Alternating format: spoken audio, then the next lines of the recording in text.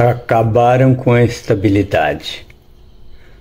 STF valida regime CLT para servidores públicos sem estabilidade.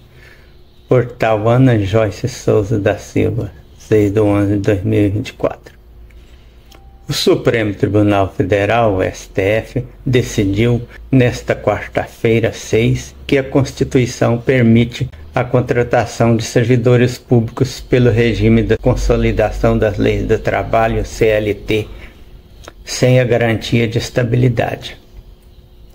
A decisão revalida uma mudança constitucional realizada em 1998 durante o governo Fernando Henrique Cardoso, que flexibilizou o regime jurídico único dos servidores, permitindo vínculos de trabalho sob o modelo CLT. A alteração havia sido suspensa em 2007, mas foi agora confirmada pela maioria dos ministros do STF.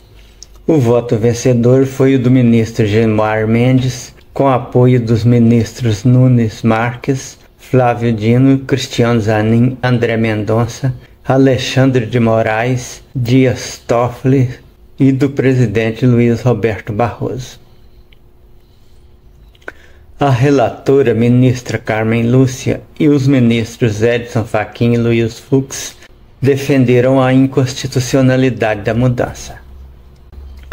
Com a decisão, novos servidores poderão ser contratados sem estabilidade, diferente do regime jurídico único que exige concurso público e garante a estabilidade após 3 anos de exercício. A medida, no entanto, não impacta servidores já admitidos para evitar mudanças nos cálculos previdenciários.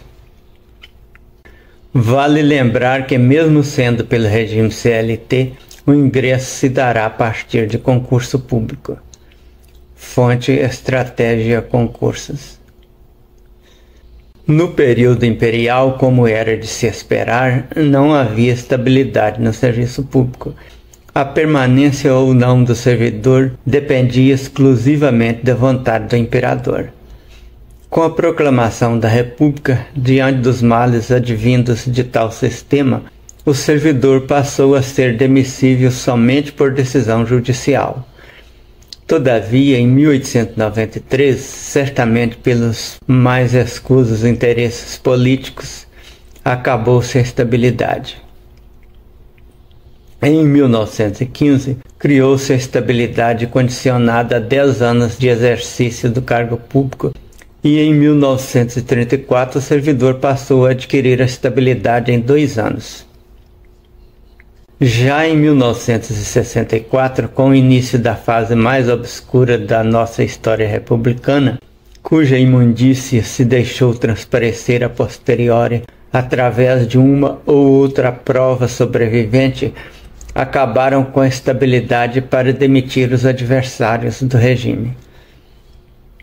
Em 1988, visando ao combate à grave corrupção decorrente dessa liberdade administrativa sobre os servidores, os nossos constituintes restabeleceram a estabilidade aos 2 anos. Constituição Federal 88, artigo 41. Estabelecendo a exigência do concurso público, artigo 37, parágrafo 2º, a forte arma contra o nepotismo. Entretanto, ainda se deixou aberta uma porta para o protecionismo quando excetuou da exigência do concurso os cargos em comissão declarados em lei de livre nomeação e exoneração, idem. Todas as datas aqui mencionadas constam da revista Veja de 16/4/1997. Em 1998, também certamente pelos mesmos motivos escusos de 1893, foi decretado o fim da estabilidade, mas a mudança constitucional foi suspensa em 2007 e os servidores continuaram tendo a estabilidade. Todavia, infelizmente, nossa Corte Suprema mudou de ideia e validou a alteração por maioria de votos.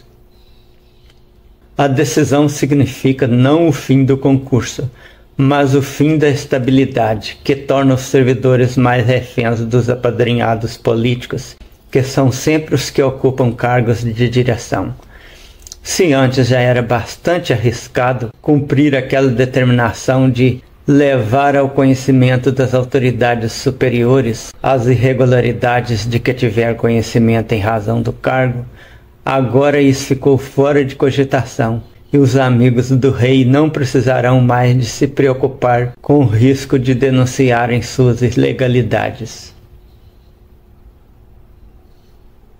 O então deputado Bolsonaro foi multado por pesca ilegal por um servidor do IBAMA. Quando virou presidente, mandou demitir o servidor que lavrou o auto. Esse servidor perdeu a função de chefia no IBAMA, mas não perdeu seu cargo. Sem estabilidade, ele iria para a rua por fazer o certo. Entenderam? Pastor Alexandre Gonçalves. Quando não houver mais servidores estáveis, não somente o presidente da República, mas qualquer membro dos três poderes poderá pescar ou fazer outra coisa ilegal sem preocupação. Dificilmente um servidor irá cumprir o seu dever.